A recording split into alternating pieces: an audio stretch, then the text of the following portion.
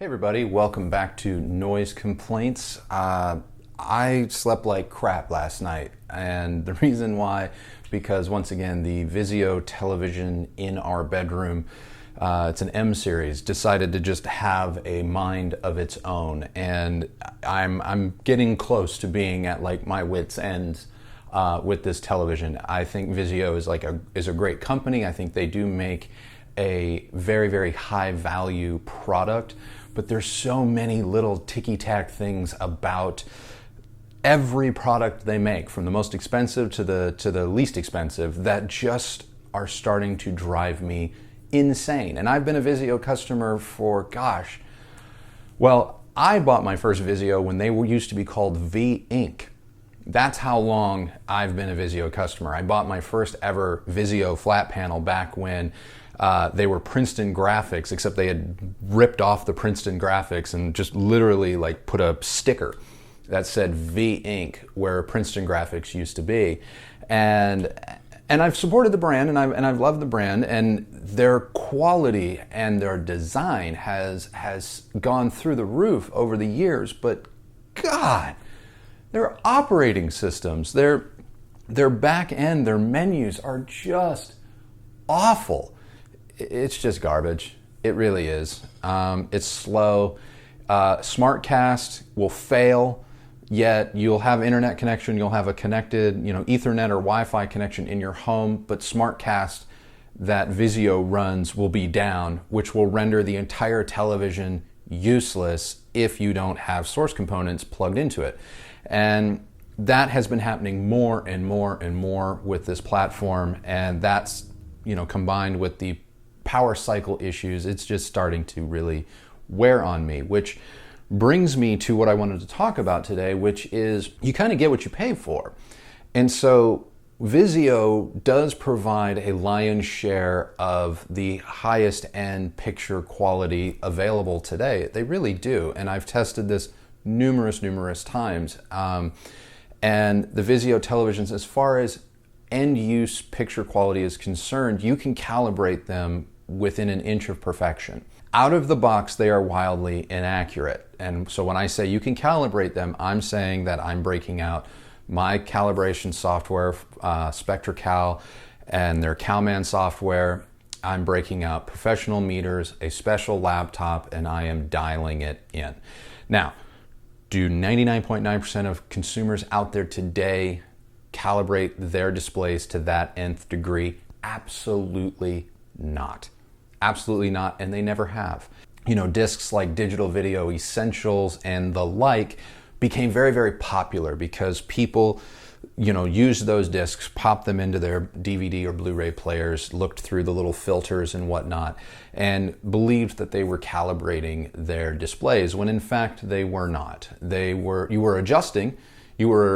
adjusting the pictures, picture profiles, if you will, but that does not a full calibration make. And the reason I say that and why a disc like DVE is not calibration is large in part because you're still relying on your eye, and you're still starting at a place that may be wrong. Is DVE better than nothing? Yes, it is, or I should say it was. It was perhaps better than nothing, provided you followed the instructions properly and, took your time. But nowadays, one of the things that I've begun to notice, and I review a lot of televisions. I don't review a lot of televisions on this channel. I review a lot of TVs in my other AV work. I think last year alone, I probably did a dozen displays. But in my, I say last year of reviewing high-end, mid-level, and entry-level displays, I have noticed something interesting, and something that I have not noticed in a decade's plus worth of reviewing televisions. And that is, what I once thought was something that could not be done is now routinely being done. And what I mean by that is, years and years and years ago, I wrote articles about how it's impossible to expect a manufacturer to have a display calibrated out of the box, meaning it hits all of the points set by SMPTE and so on. And back, I think in 2004, 2005, when I wrote those articles, that was correct. But in 2019, what I am discovering, and actually in 2018 and now continuing on into 2019, what I am discovering is more and more displays, albeit at the mid to high end level, are coming out of the box in one of their picture profiles dead nuts accurate, which is interesting, being someone that has taken the time to learn the skills of professional calibration and thinking about other people whose business is calibration. Does this render that market, that business, that small business potentially obsolete, which makes it great for the buying consumer, but once again has technology kind of made a career path or a career or a skill level obsolete? If what I'm seeing is to be believed, and I mean, I'm not making this up, it's literally charts and graphs and what a computer is showing me, calibration, professional calibration, may not be long for this world. And that's unfortunate, because I have a number of friends who are either full-time calibrators or calibrators on the side. And like I said, it doesn't matter who's really making the television, Sony, Samsung, LG, these bad boys are coming out of the box ready to go. And that's really awesome, because that means that for the first time in a very long time, everyday consumers can honestly say that they are very close, if not achieving the director or filmmaker's intent in terms of what the picture is supposed to look like. And that's huge, because for a very, very long time, we have been suffering through visuals and visual quality, albeit even on sets that were very, very high end in their time, but were just absolutely ruining the director or filmmaker's intent, the cinematographer's intent, just obliterating it. And that's really unfortunate, because filmmakers work very, very hard to give their films a look and for everything to be just so. Millions upon millions of dollars are spent on this very thing, and so for it to get to the home market and be just destroyed by display manufacturers was a crime. But now that so many displays are coming out of the box more or less ready to go, when you choose the right picture profile, that is very awesome indeed. Now, when I said earlier in this discussion, you get what you pay for, well, yes. Like Vizio, for example, Vizios are wildly inaccurate out of the box. There are picture profiles within Vizio that are more accurate or get closer to the standard, but even then, they are displays that do require professional calibration if absolute reference picture quality is your primary concern. The latest crop of LG and Sony displays, which we'll talk about in just a second, near as makes no difference, are within the margin of error of perfection. Every LG and Sony display I have reviewed in the past 6 months has met this criteria. And it blows my mind. It blows my mind. And the only caveat that I have to that statement is the fact that you still have to know which picture profile to choose. And unfortunately, it's never the same one. So that's where it's not quite there yet, but it's there.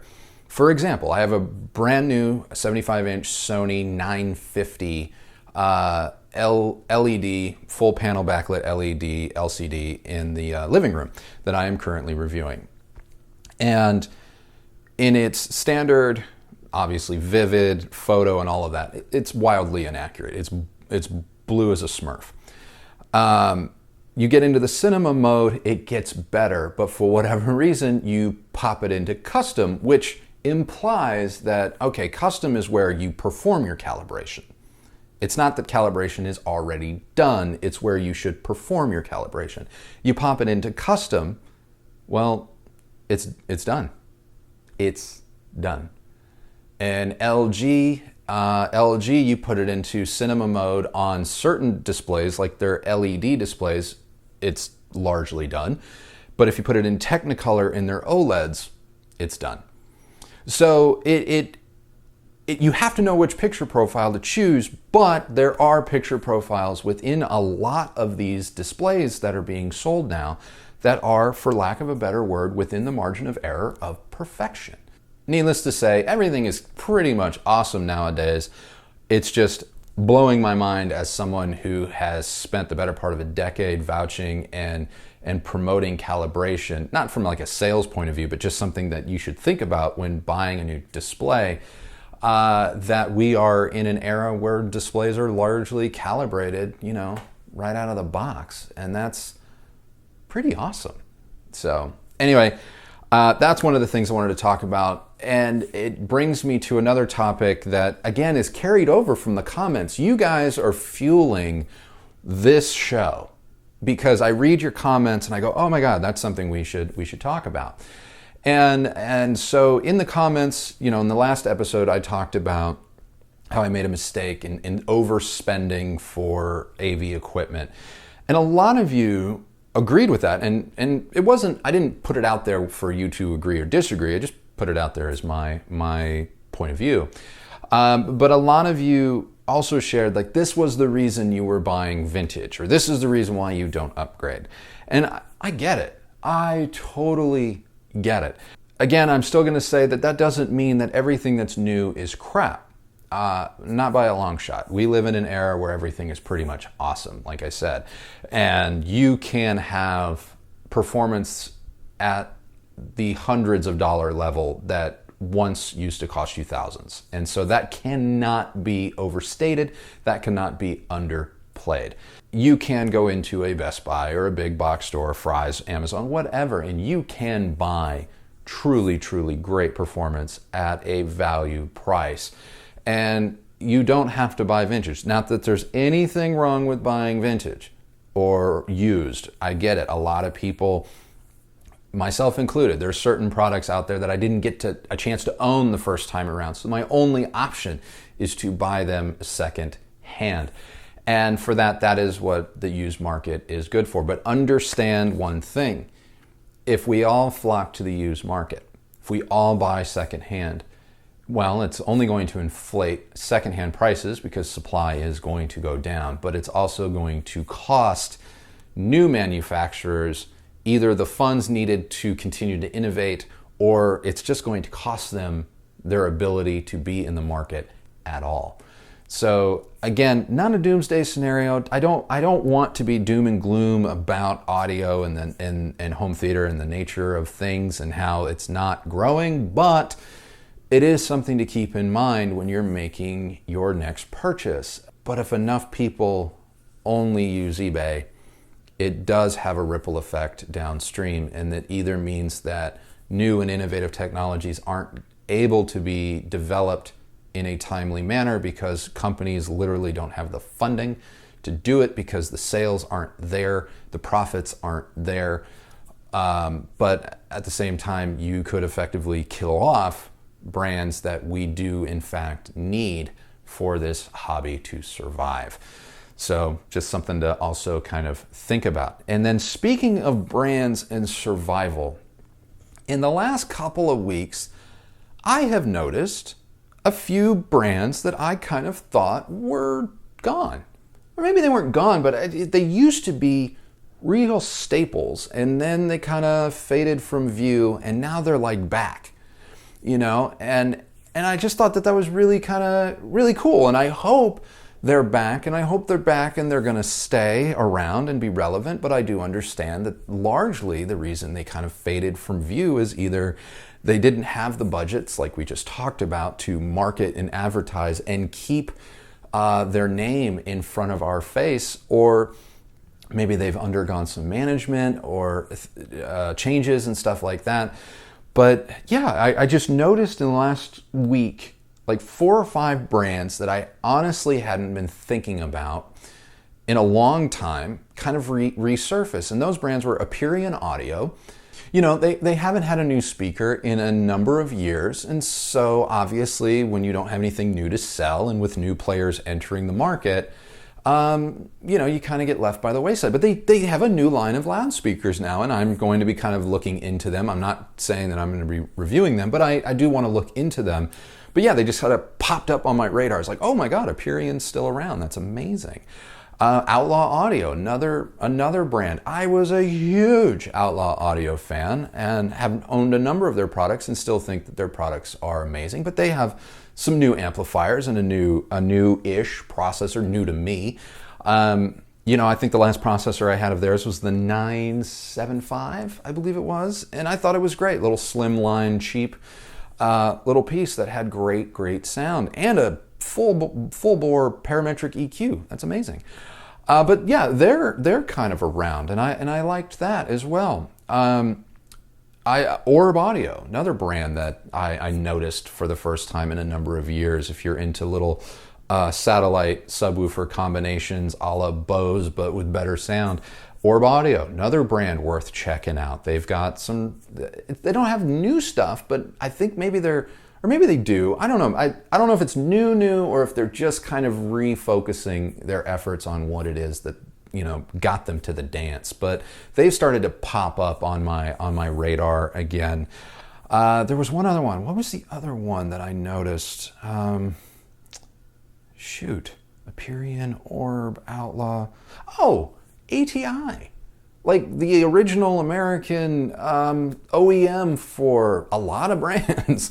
Like ATI on their own, making a splash, making a statement. And yeah, it's just nice to know that yes, some things have changed. Yes, they may not be all of these brands may not be the dominant visual players they once were, but it is nice to know that they're still there. Those are still options available to you. So yeah, I mean, if there are brands out there that once upon a time used to be everywhere, used to, you know, get reviewed and whatnot, that, you know, you're wondering about, or something that's popped up on your social media that you're like, oh my God, I didn't know that they were still around. You know, leave them in the comments below, because I kind of like this audiophile home theater treasure hunt, if you will, where you're like, oh my God, that's a blast from the past. I mean, sadly, there's a number of brands that I would love to see come back that I know are just deader than doornails. Hovland, oh boy, talk about a brand that had some sexy gear. Hovland, Soliloquy, remember them? Soliloquy, I would love to see their loudspeakers make a return. And just, you know, stuff like that. So anyway, that's where I'm going to leave it. I've talked your ear off long enough. But anyway, thank you guys so very much for watching all of these episodes, for the comments you leave. Like I said, you really are fueling this show. I mean, you fuel the whole channel, but I sometimes don't know quite what I'm going to talk about, and then I'll have my coffee and read your comments and be like, oh, that's what we need to cover. So anyway, thank you guys so very much for watching, and until next time, until the news breaks, happy listening, and we'll catch you on the next video. Bye.